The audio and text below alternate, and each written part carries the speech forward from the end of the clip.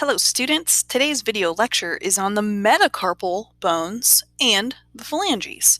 Our last lecture I went through how to identify all these carpal bones in the wrist here. And so if you haven't watched that, it's probably a good idea that you start there. Today we're going to talk about the bones of the hand area, in the palm section, and then all of the bones of the fingers. Now, what's really cool about the metacarpals and the phalanges is that this same concept will carry over to the foot. So we'll learn it once, and it applies to us in two places. The only thing that changes is that instead of being called metacarpals in the foot arch area, they're called metatarsals. So we'll get there in another couple lectures. Okay, so this is a pretty short section. The bones of the hand are called metacarpals. And you'll notice that we have 5 in each hand, and in order to distinguish between the metacarpals on each hand, we actually number them. So a lot of times we use Roman numerals to number. You can use regular numbers, but this is metacarpal number 1. Notice I'm starting on the thumb side, and this is metacarpal number 2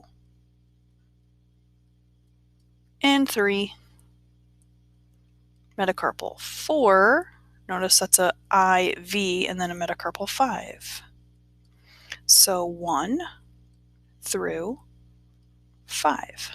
If we were going to do that here, we always start numbering on the thumb, so you can use the regular numbers 1, 2, 3, 4, and 5. I'm actually going to move my numbers to the end of the digit because, well, this isn't digit yet. Remember, this is hand, but I'm going to stick it all the way up here because it turns out these numbers correspond, I'm going to have to separate that, correspond to all the bones of that area. Okay, so metacarpals 1 through 5. And I think what I'm going to do is maybe shade these in really lightly with a very light color. Because for each metacarpal, there are 3 regions, and so this is going to be consistent. So maybe what I'll do is just shade one side, and then we'll put the 3 regions of each bone on the other hand. Okay, for each metacarpal, there are 3 parts, and there is a part called the base, a part called the shaft, and a part called the head. And so we're going to divide it into 3 sections. It's almost like proximal and distal epiphysis and diaphysis, if you remember those terms. So here and here. That's pretty much what it is, proximal and distal epiphysis and diaphysis. All right, so whenever you're looking at the metacarpals, the base is always the more proximal portion. So any one of these is going to be the base of the metacarpal. So I'm just going to color that lower portion. This would be the proximal epiphysis, really. And it's going to make contact with the carpal bones. So the base of the metacarpal. The shaft is going to be the middle part. This is like the thinner diaphysis section. And then this part of the bone is called the head. These same exact words are going to be used in each one of the phalanges. So base, shaft, and head, always in that order from proximal to distal. So let's say, for example, that you accidentally broke your 5th metacarpal here. Let's say you broke it right here. Imagine this. Where exactly is the fracture if this line represents the fracture? That fracture would be on the head of the 5th metacarpal, or you could also write, instead of 5th metacarpal, write it like this, the head of metacarpal 5. What if your fracture was here? Fairly unlikely, but what if it was? That would be the base of which one? Metacarpal 2. See how that works? Or here, the shaft of metacarpal 3. So you can see how that works. Now, let's move into the fingers. These are all called phalanges. However, it gets a little bit more involved because most of the fingers have 3 bones in them. The thumb only has 2. So we will continue to use our numbering system so we can differentiate between the thumb ones and the index and the middle and the ring and the pinky. But we also need to be able to differentiate between the 3 in the same digit.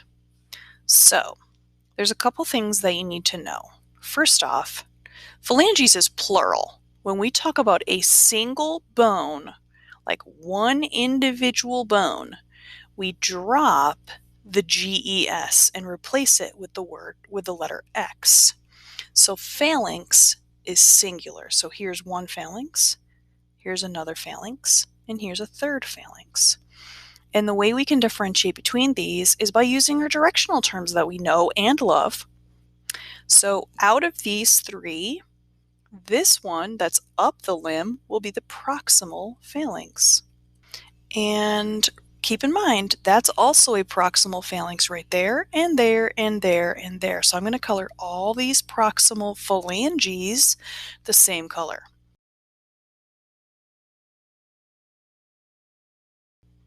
Okay, if that's a proximal phalanx, where's the distal phalanx? That's going to be all the way at the end of the fingertip. So let's go there.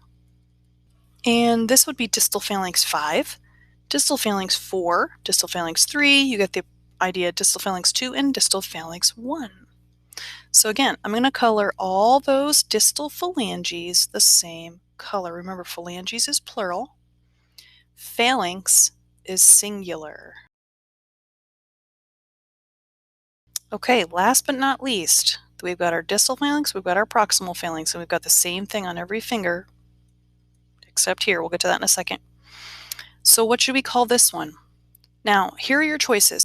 Are we going to use the word medial or are we going to use the word middle? Because only one of those really makes sense. Let's remind ourselves, where is medial? Well, if you remember, medial is closer to the midline of the body. Does that accurately describe the position of this finger bone that's in between the other 2? The answer is no. Medial is out. It is not an appropriate way to describe. However, middle is. So these bones that are positioned between the proximal and distal phalanx, this bone here is called a middle phalanx.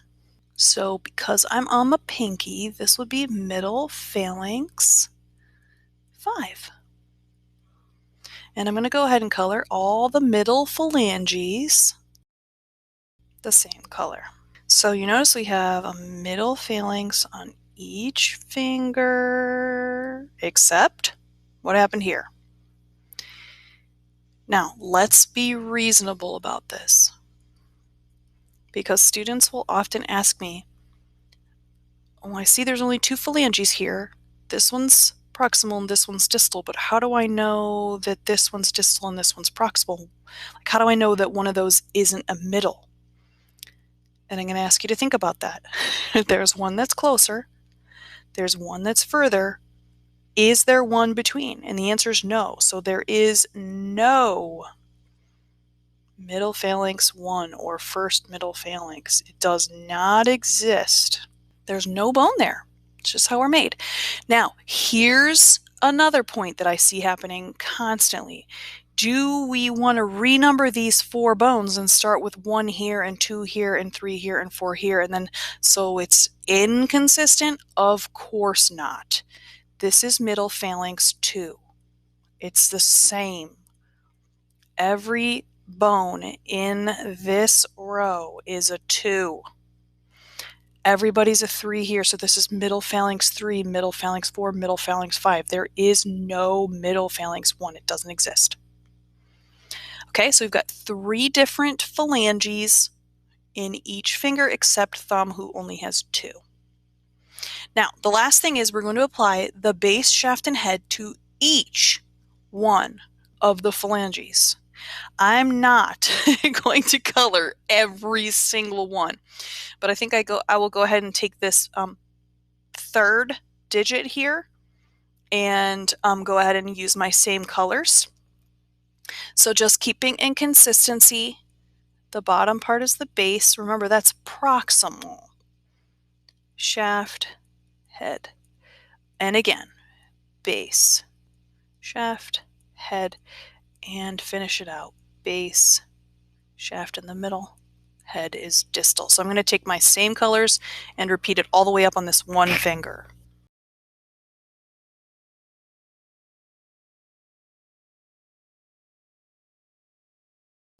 Okay, that is quite the spectacle there.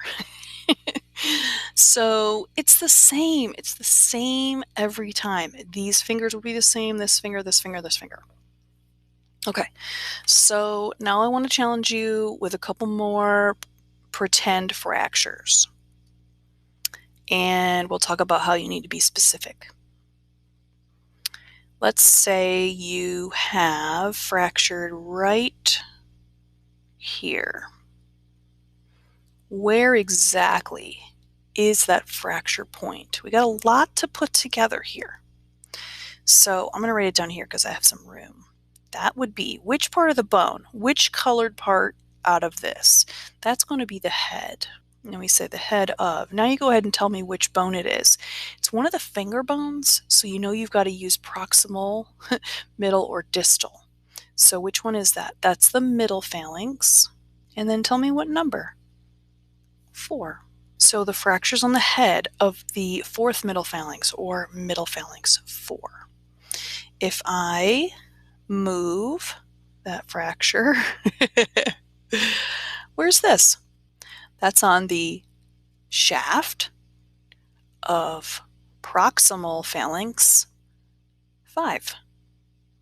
How about here? This would be head of 1, 2. So you could do this second. Middle phalanx.